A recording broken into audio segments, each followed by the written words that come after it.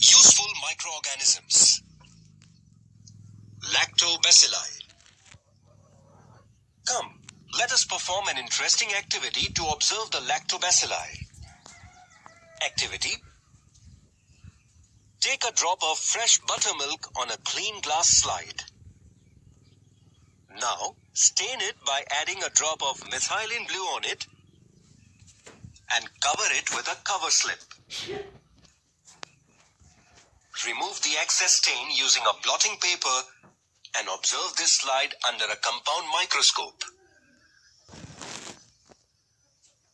We will observe the slide first under the 10x objective and then under 45x objective of the compound microscope. What do you observe? We observe blue-color rod-shaped organisms moving under the microscope. These are lactobacilli, a kind of bacteria which are present in buttermilk and yogurt. These bacteria are anaerobic, that is, they can produce energy without the use of oxygen. You might have seen your mother making different milk products like yogurt, buttermilk, butter, cheese, ghee, lassi, piyush, shrikhand, etc. at home. Do you know how yogurt is made from milk? What exactly happens during the process of curdling? Come, let us study about it in brief. To make yogurt, we add a little yogurt or few drops of buttermilk in lukewarm milk and keep it undisturbed for 8 to 10 hours. During this time, the lactobacilli bacteria present in yogurt convert lactose, the sugar in the milk, into lactic acid. This process is called fermentation. As a result, the pH of milk decreases, causing coagulation of milk proteins. Thus, milk proteins are separated from other constituents of milk. This is what happens when milk changes into yogurt. Due to lactic acid, yogurt has a specific sour taste. The low pH of yogurt due to the presence of acid also destroys the harmful microbes present in the milk.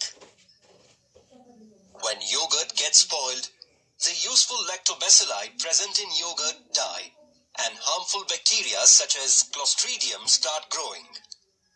This changes the quality of yogurt and it becomes bitter and froths up. Do you know? Probiotic yogurt and other foodstuffs are very popular nowadays. Useful microbes like lactobacilli are added to these eatables. Such eatables are healthy because lactobacilli kill the harmful bacteria like Clostridium in the alimentary canal and help to improve our immunity. Now, after learning about probiotic foodstuffs, can you tell why doctors advise to have yogurt or buttermilk if you have indigestion or abdominal discomfort? Yes, useful lactobacilli are present in food products like yogurt and buttermilk. When we suffer from indigestion or abdominal discomfort, these microorganisms kill the harmful bacteria present in the alimentary canal and also help to improve immunity. Sometimes during this condition, useful microorganisms present in the intestine are also thrown out of the body along with intestinal water. Intake of yogurt and buttermilk also helps to restore the numbers of useful bacteria in the intestine. Come, let us now study about uses of lactobacilli in more detail. Uses of lactobacilli. Many dairy industries depend upon lactobacilli bacteria for the production of milk products. Lactobacilli bacteria, as we have studied, is used in the making of various milk products like yogurt, buttermilk, cheese, ghee, shrikhand, etc. by the fermentation of milk. Lactobacilli are also of great importance in food industry as fermentation carried out by this bacteria is useful for large-scale production of cider, cocoa, pickles of vegetables, etc. Lactobacilli and some other microbes are useful to treat abdominal discomfort. Hence, pharmaceutical industries largely depend upon lactobacilli bacteria for the production of probiotic medicines. Lactobacilli are also used in animal husbandry. Leaven fodder, that is fodder fermented with the help of lactobacilli, is offered to domestic cattle like cows and buffaloes because it has high nutritional value and is good in taste. Wine and bread-making industries also use lactobacilli. Lactobacilli fermentation is used to make wine and some types of breads. Thus, all these cottage industries and factories can be started in areas with abundant milk production. Come, let us now move on to study about another useful microorganism. Rhizobium, symbiotic bacteria. Come, let us perform an activity to observe Rhizobium bacteria. Activity: take a plantlet of fenugreek. You may also take any other leguminous plantlet which have root nodules. Sterilize its roots with a 3 to 5% solution of hydrogen peroxide. Now, keep it in a 70% solution of ethyl alcohol for 4 to 5 minutes. Clean the roots with sterile water and take thin sections of the root nodules. Select a good section and place it in a solution of safranin for 2 to 3 minutes. Place the stained section on a glass slide, cover it with a cover slip and observe it under the compound microscope. What do you observe? We observe many cavities of root nodules embedded in root cells. These cavities have colonies of pinkish rod-shaped Rhizobium bacteria, which are called bacteroid. Did the question arise in your mind while performing the activity that why Rhizobium are present in the root nodules of leguminous plants? What is their role and importance in these plants? Come, let us learn about the role and importance of Rhizobium in brief. Role and importance of Rhizobium. Rhizobia living in root nodules fix atmospheric nitrogen in nitrogenous compounds such as nitrates, nitrites and amino acids and supply them to the plant. In exchange, they get energy in the form of carbohydrates from it. Such a mutually beneficial relationship is called symbiosis. For the process of nitrogen fixation, Rhizobia need leguminous plants like beans, sweet pea, soybean, etc. as host. Beans and pulses are rich in proteins due to the nitrogenous compounds made available to them by Rhizobia. After harvesting a leguminous crop, the leftover roots and other plant parts are deliberately dumped by farmers in the farm soil to maintain its bacterial population. The use of Rhizobium has helped to reduce the use of chemical fertilizers and thereby their adverse effects. It has also helped to reduce expenses on fertilizers and thus works to the benefit of farmers. Nowadays, seeds are also coated with rhizobial solution or powder before sowing. After sowing, Rhizobia enter the plantlets. This is called rhizobial inoculation. This experiment has helped in the supply of nitrogen to cereal and other crops. Come, after learning about useful bacteria Rhizobium, let us now learn about useful fungi, yeast. Yeast.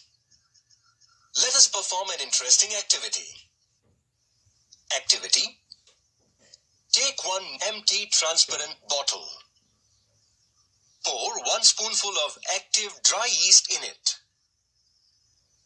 Now add 2 2 spoonfuls of sugar in the bottle. Add sufficient quantity of lukewarm water in the bottle and shake the mixture thoroughly. Now, fix a balloon on the mouth of the bottle. Keep this setup undisturbed for about 10 minutes.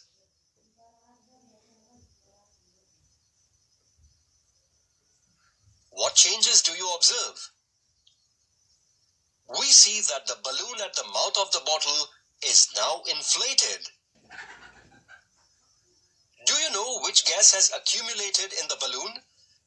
Come, let us find it out. Take 5 milliliter of freshly prepared lime water in a small test tube. Carefully remove the inflated balloon from the bottle and fix it on the mouth of the test tube. Invert the test tube in such a way that the lime water present in the test tube comes in contact with the gas present in the balloon. Remove the balloon and observe the lime water. Do you notice any change in the lime water? Yes, we observe that the lime water in the test tube has turned milky. From this observation, we infer that the gas which had accumulated in the balloon was carbon dioxide. Come, let us now observe yeast under the microscope. For this, take a drop of the solution from the bottle and put it on a glass slide. Store the remaining solution carefully for further use. Put a cover slip on the drop of the solution with the help of a mounting needle and remove the excess solution with the help of a blotting paper. Now, observe the slide under a compound microscope.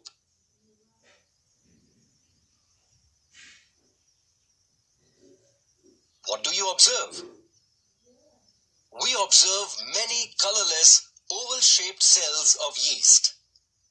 Some of these yeast cells also have small round bodies attached to them. These are the new daughter cells of yeast. Yeast reproduces asexually by the process of budding. This heterotrophic fungal microbe grows and multiplies very quickly by using the carbon compounds present in the sugar solution as their food. In this process of obtaining nutrition, yeast cells convert the carbohydrates present in the sugar solution into alcohol and carbon dioxide is released. This process is called fermentation. Do you know that bread is also made by the process of fermentation? Come, let us use this solution of yeast and sugar and make the bread. Take 4 cups of white flour in a large glass bowl. Add 1 spoonful of salt and a little oil in it. Mix all the ingredients thoroughly.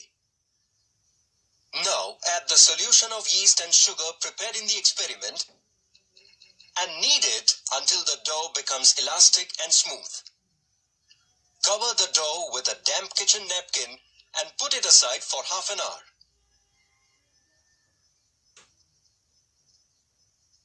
After half an hour, remove the napkin. What do you see? We see that the dough has risen. Do you know why did the dough rise? The carbon dioxide gas evolved during the process of fermentation gets trapped in the bread dough, causing the dough to rise. Again, knead the dough and divide it into 2 equal balls. Shape each ball of dough into a loaf. Grease loaf pans with oil and transfer the loaves into the loaf pans. Bake the loaves at 400 degree Fahrenheit for 40 minutes. After 40 minutes, soft spongy bread is ready. What makes the bread spongy? The carbon dioxide gas which were trapped in the dough comes out while baking, and this makes the bread spongy. Have you ever observed the chapatis when your mother is roasting them? What do you notice? Chapatis only swell up but does not become spongy as in the case of bread. Do you know why does this happen? Yes, unlike bread, chapatis are made from wheat flour only. Yeast is not added in the wheat flour to carry out the process of fermentation. While roasting chapatis, the water present in it gets converted into steam and tries to escape. While doing so, it lifts up the upper layer of chapati and the chapati swells up. Do you know? Often alcohol is produced along with sugar in sugar factories. Molasses is produced from sugarcane juice. It is rich in carbohydrates. Molasses is fermented with the help of yeast called Saccharomyces. In this process, ethanol, an alcohol, is produced as a primary product and ester and other alcohols as secondary products. Spirit and other alcohols can be obtained from ethanol. Ethanol is also a smokeless and high-quality fuel. Besides molasses, maize, barley and other grains are also used for industrial production of ethanol. Glucose and fructose, the sugars present in grape juice, are also fermented with the help of yeast to produce alcohols, which is used for making wines. As we now know that ethanol can be easily produced from molasses, maize, barley and other grains by the process of fermentation in industries, we can say that production of ethanol is very cost-effective. Ethanol is also a smokeless and high-quality fuel. It is less polluting fuel than petrol and diesel. Petrol and diesel are fossil fuels which are more polluting and are also non-renewable.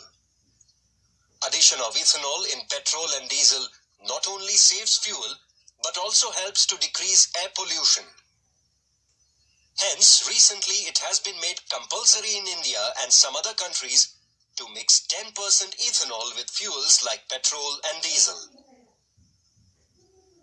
We all know that there are many vineyards near Nashik district in Maharashtra. Grapes are perishable fruits. They get spoiled easily. Therefore, making wine out of grapes becomes a suitable measure for converting perishable fruits into long-lasting wine. To wineries, it reduces transportation cost and gives them easy accessibility to raw materials. That is why we find many wineries located in Nashik, as it is profitable for both the farmers and the wineries. Do you know that some yeasts are also used to clean the environment? Come, let us study about this technique in brief. Bioremediation. Bioremediation is a waste management technique that involves the use of microbes to minimize pollution. A yeast, Yarovia lipolytica, is used to absorb the toxins released during the production of palm oil and the heavy metals and minerals released in some other industrial processes. Saccharomyces cerevisiae is used for the absorption of a pollutant, arsenic. Alkanivorex bacteria use oil for its growth. Therefore, it is used to clean oil spills in oceans. Come, let us now move on to study about some other microorganisms and how they are used in the field of medicine. Other useful microorganisms. Many bacteria and fungi are used to produce antibiotics. Come, let us learn about it. Antibiotics. Whenever we fall ill, the doctors prescribe us medicines. Some of them are antibiotics. Antibiotics are carbon compounds obtained from some bacteria and fungi for destroying or preventing the growth of harmful microorganisms. Antibiotics, a discovery of the 20th century, have brought about a revolution in the field of medicine. Even a fatal and infectious disease like tuberculosis has been almost completely eradicated from some countries. Antibiotics mainly act against bacteria, but some antibiotics can also destroy protozoa. Some antibiotics are useful against a wide variety of bacteria. They are called broad-spectrum antibiotics. Examples of broad-spectrum antibiotics are ampicillin, amoxicillin, tetracycline, etc. When the pathogen cannot be identified even though the symptoms of disease are visible, broad-spectrum antibiotics are used. Whenever a pathogenic microorganism is definitely known, then narrow-spectrum antibiotics are used. Examples of some narrow-spectrum antibiotics are penicillin, erythromycin, etc. Penicillin is a group of antibiotics obtained from a fungus, Penicillium, and is used for controlling the infections caused by bacteria like Staphylococci, Clostridia, Streptococci, etc. Derivatives of penicillin are useful to treat certain bacterial infections of the ear, nose, throat, and skin, as well as diseases like pneumonia and scarlet fever. Certain cautions need to be taken when antibiotics are concerned, such as antibiotics should be taken only when prescribed by a doctor. We should not purchase any antibiotic from medical stores if we do not have a prescription from doctor. We should not consume antibiotics on our own to treat common diseases like a throat infection, common cold, or influenza. We should always complete the prescribed course of the antibiotic, even if we feel well before completion. We should never suggest to others the antibiotics which were useful to us. Introduction to scientists. Alexander Fleming was a professor of microbiology at St. Mary's Hospital, London. He had cultured varieties of bacteria and fungi in petri dishes in his laboratory. On 3rd September 1928, while observing Staphylococci cultures, he made an interesting observation in one of the petri dishes. In that petri dish, fungal colonies had grown, but the area around those colonies was clean and clear. That is, bacteria near to those fungal colonies had actually been destroyed. After further studies, he confirmed that the fungus growing there was Penicillium, and its secretion had destroyed the bacterial colonies. Thus, the first antibiotic, penicillin, had been discovered accidentally, and this formed the basis for attempts to find cures for many incurable diseases. Shouldn't we always be grateful to Alexander Fleming for discovering the life-saving antibiotic?